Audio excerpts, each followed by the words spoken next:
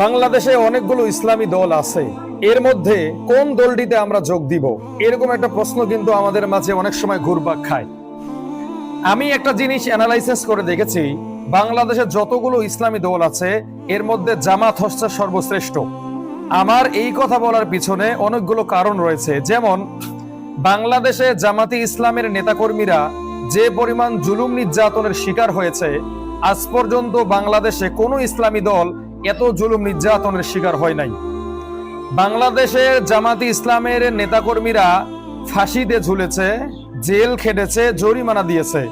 শুধু আল্লামা দেরওয়ার হোসেন সাইদি সাহেবকে ফাঁসি দিতে পারে নাই, তবে তাকে মেডিকেলের মধ্যে হত্যা করা হয়েছে।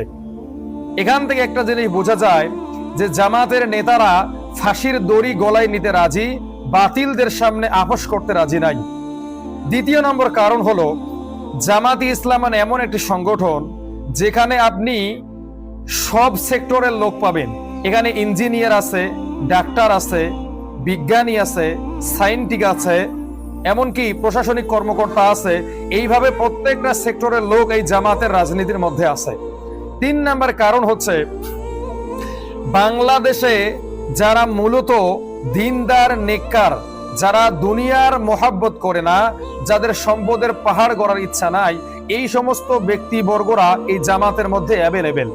চতুর্থ নম্বরে, বাংলাদেশের জামাত শিবির এটা এমন একটি সংগঠন, এখানে যদি কোনো বেনামাজি ঢুকে যায় তাহলে সে নামাজি হয়ে বের হয়ে আসে। কোনো চোর যদি ঢুকে তাহলে সে স্বচ্ছ মুসলিম হয়ে বের হয়ে আসে। কোনো চিটার যদি ঢুকে সে আমানতদার হয়ে বের হয়ে আসে। 5 নম্বর কারণ হচ্ছে, জামাতি ইসলাম এমন একটি সংগঠন যারা কিনা সরকার প্রধান হতে চায় না। তারা চায় বাংলাদেশে শেখ হাসিনাই থাকুক, কিন্তু তারা যেন ইসলাম অনুযায়ী দেশ পরিচালনা করে। বাংলাদেশে বিএনপি থাকুক, তারা যেন ইসলাম অনুযায়ী দিন প্রতিষ্ঠা করে। জামাতি ইসলামের মূলত ক্ষমতায় যাওয়ার কোনো ইচ্ছা নাই। তারা চায় বাংলাদেশে ইসলামী আইন প্রতিষ্ঠা হোক। এরকম অনেকগুলো কারণ আছে। এই দিকগুলো যদি আমরা ভাবি এবং চিন্তা করি তাহলে বুঝবো যে আমাদের প্রকৃতপক্ষে জামাতেই যোগ দেওয়া উচিত।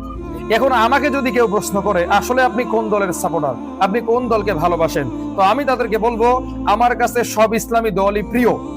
যারাই ইসলামের কথা বলে আমি তাদের পক্ষে, যারা ইসলামের বিপক্ষে কথা বলে আমি তাদের পক্ষে নাই। এই জন্য আপনারা চিন্তা ভাবনা করে দেখেন যে আপনারা আসলে কোন দলের মধ্যে যোগ দিবেন।